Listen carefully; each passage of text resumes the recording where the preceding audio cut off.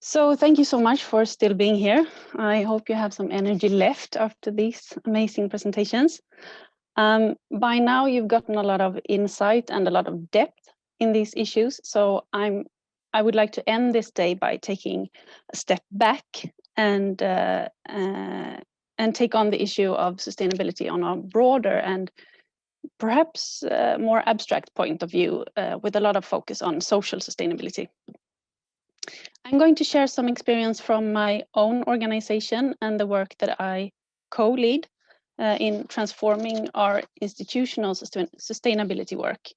And I want to be very clear from the beginning that this is by no means an example of a perfect journey from A to B. This is just an example of issues and questions that I have come across along the way and how I reason around them. So to follow along, I will give you just a very brief background. I work at the National Museums of World Culture in Sweden, and this is a government agency consisting of these 4 museums. It's the Museum of Ethnography, which is the red building down to the left. It's the Museum of the Mediterranean and Near Eastern Antiquities up to the right, and the Museum of Far Eastern Antiquities, which is the snowy landscape. They are all in Stockholm, and then we have the Museum of World Culture in Gothenburg. So the agency was constructed when the decision was made to build the Museum of World Culture, and before that they were solitary entities, and they have quite different profiles, as you can tell by the names. They have the buildings they are housed in have very different preconditions. The Museum of Far Eastern Antiquities up to the yellow building was originally built as a stable for King Karl XII. So that's not an easy building to adjust, while the Museum of Ethnography and the Museum of World Culture are quite modern buildings and that are built to be museums, unlike the other two. The Museum of the Mediterranean and Near Eastern Antiquities is actually housed in an old bank building from 1904, I think. So together the museum, even though they have quite different profiles, we manage a collection of close to 500,000 ethnographic and art historical objects and over 1 million images. And we also have, I should say, 2 different locations with storages for the collection. So it's not all in the museum buildings. Let's see if I can change here. In 2017, we started 2 parallel processes practically simultaneously. And the first one was the decision to reboot and develop the environmental management system in the organization. And I like to call it a reboot because we did have a system, but it wasn't really up to date with the legislation and the increased efforts that were implemented for national agencies. So there was also a lack of coordination between departments. So the sustainability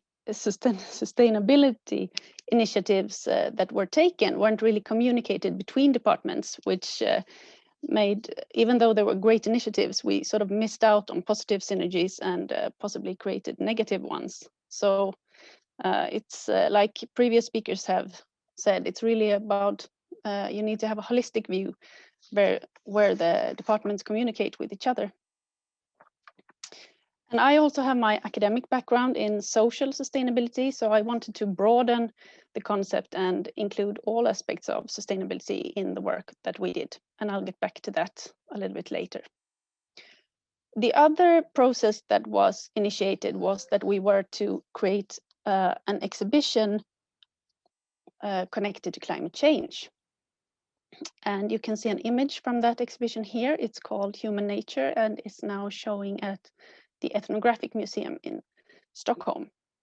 And the production of that exhibition, it really visualized that we need to be up to date on our organizational sustainability work, because otherwise the exhibition wouldn't be credible. But it also sparked a discussion within the organization about whether museums, other than natural history museums, should address issues of sustainability as a topic in our public activities, and what that really entails. And that is mainly what I'll be talking about today.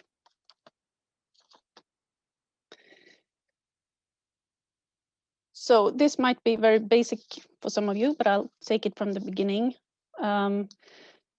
When you start up, or as we do, reboot the environmental management system, we need to identify the overarching environmental objectives, which is the areas where our activities have the highest environmental impact. And it could be positive, and it could, but I think it's mainly negative impacts that we need to reduce.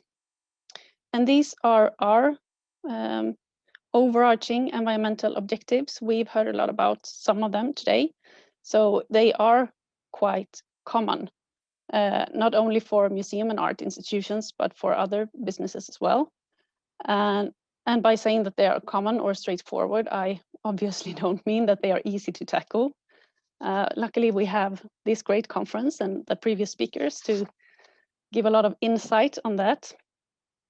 But what I mean when I say that they are straightforward is that they are relatively easy, well, not easy, but they are measurable, or you can at least have an estimation of both the current status and the impact of changes that you implement. Let's see where I am. Yeah, so the first, no, sorry, I lost track. So I think that there can be different opinions on how you should tackle these areas, but at least in my own organization, there was a lot of agreement that we need to tackle them and that we need to reduce the negative impact from all of them. But when it came to the first one, which is called our core activities and our societal role, there was not only a discussion about how, it was also a discussion about is this really something that we should do as a museum.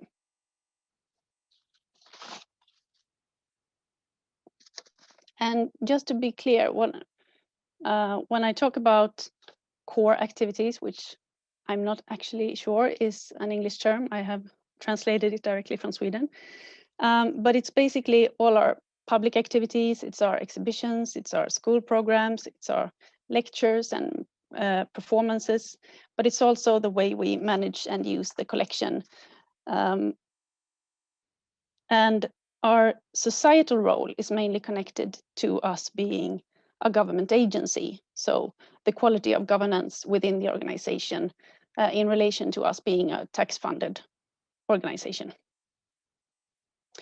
So I should also say that the identification of these overarching environmental activities was not made by me. We had external help with identifying them, and this is also the one where we can have a positive impact instead of a negative impact that need to be reduced. But this sparked a discussion in our organization. We have seen a situation where museums have been accused of taking a political stand, which obviously create a certain hesitance. And some of the skepticism within the organization related to that. We should be politically neutral and provide unbiased knowledge within the range of our expertise. So is this really within that mission? It was also expressed that issues of sustainability are mainly a concern for natural science institutions or science centers to address, and not really connected to humanities or liberal arts.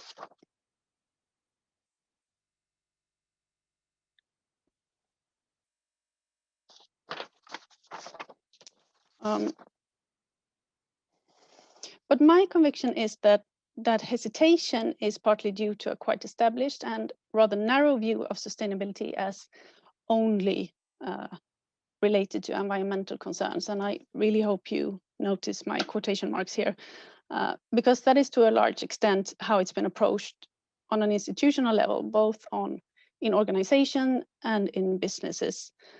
We can see a growing consciousness about climate footprints of organizations, but we still, to a large extent, miss out on the social dimension.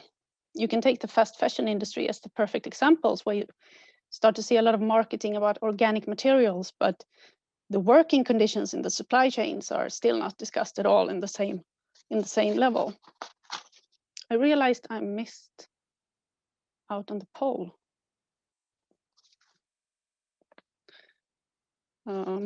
We can take it now, I guess. Can we take the first poll here about whether your organizations include the social dimension when you talk about sustainability in your organizations? See if I can see it. Oh, that's great. There's a lot of people who do.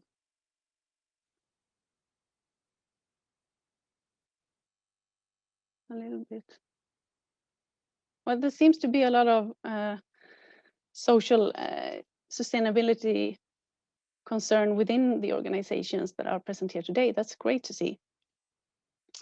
But I think that this narrow view of sustainability that is sometimes present in organizations, it creates a fear of becoming that you need to step out of your own profile or the orientation of the museum and create exhibitions that aren't really within your mission. And if it's back to this one size does not fit all, that if everyone are to produce exhibitions on preserving marine life or biodiversity, completely regardless of the profile of their organization, of course that's going to seem strange, and it might seem as populism, both internally and by the public. But if we instead address the concept of sustainability like the holistic and really complex issue that it is, I think a lot of cultural institutions would find that they already work with sustainability in some shape or form. And I think that work could be enhanced without compromising with the orientation. Now, I think that the SDGs, or the Sustainable Development Goals, is a really good starting point to grasp the concept of sustainability and really see how the three dimensions relate to each other, and that you can't really address one without addressing the others. And I think we can take the second poll here. If you see that you can use the Sustainable Development Goals when you evaluate the sustainability connected to your organization.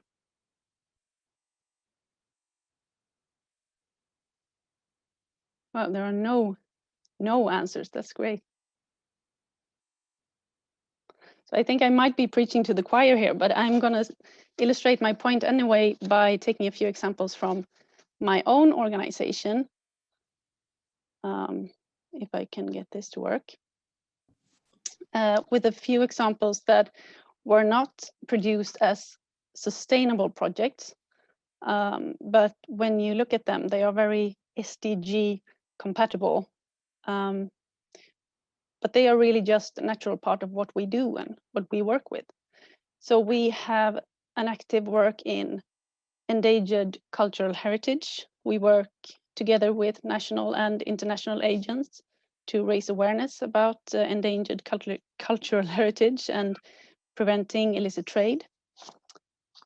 We have a partner project with Women's History Museum in Zambia called Empowering Women's Histories, Sharing Digital Heritage Between Zambia and Sweden, where we create a digital and interactive platform together with them, making cultural heritage connected to women's history visible and accessible. And we have a lot of educational programs, both physically, not so much now due to COVID, but ordinarily, and online as well. that are related to democracy and narrated through human history throughout the world. Let's see if I keep track on time. So all of these activities could be communicated and promoted through framing them in a sustainable terminology, but I don't think that's necessary if one feels hesitant about that, because whether or not we refer them to the social sustainability goals is not what makes them important. What's important is, of course, the quality of our work, the outcome and the impact. So I would argue that all of these activities contribute to the fulfillment of the SDGs, whether we talk about it in those terms or not. But with that said, if we do choose to use the terminology sometimes, and we don't have to do that all the time, we can enhance that contribution further and be more ambassadors of sustainability. We can make thematic exhibitions based in our own fields, connected to different aspects of sustainability. We can use our collections, our knowledge, and our public spaces to put things in perspective. We can be the historical perspective or the anthropological perspective alongside the natural science.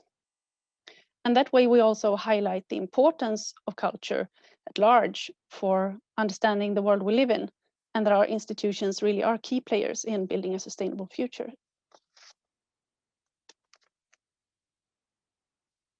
So to sum things up, I think regardless of if we prefer to be really vocal with our commitment or if we want to be more low-key with using the terms and concepts connected to sustainability, I think we need to take into account both what we do and how we do it. And I really hope that you don't, that it's clear that my point is not that you can just scroll through the list of SDGs and find relations to what you do and then sit back and relax, claiming that you already do your part. What I really want to underline with this presentation is that culture is really essential for sustainable development, and we need to make sure that all that positive impact isn't evened out with a negative impact connected to the way we operate. And when we do take these measures, we need to take into account all dimensions of sustainability. And regardless of the topic of the exhibitions we produce, we should always strive for a sustainable production method. We should take into account the climate footprints of our materials, our waste management, energy sources, etc. We should always make sure that human resources connected to our activities, whether it's the employees of the museum, if it's guests and performers, or if it's contracted suppliers and sub-suppliers of goods and services, work under decent conditions. And regardless of the profile of our institutions or the topics of our programs, we should always strive for representation, equality, and inclusion, because that is all about sustainability and it's all connected. Thank you.